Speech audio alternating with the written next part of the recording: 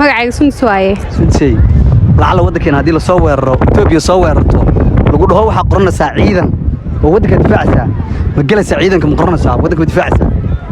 diyaar waaye dumar laan aniga matala ana ugu horeeyay ciidanimo qoranayo maxaan qabanayaa daa waddankayga difaacayn maxaa Soomaaliya Itoobiya ka difaacaysa ها ديار وكاكو أنت أوكي سؤال كلا كنت نسوي كلا وحوي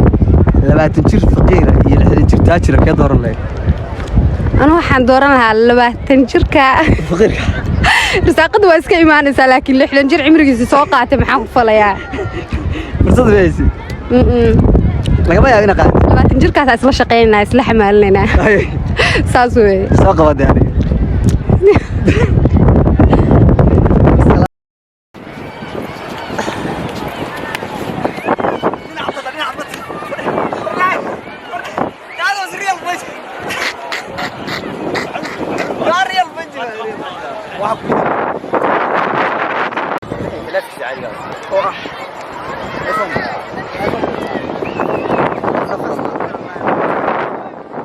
كيف حنا ما عندي 11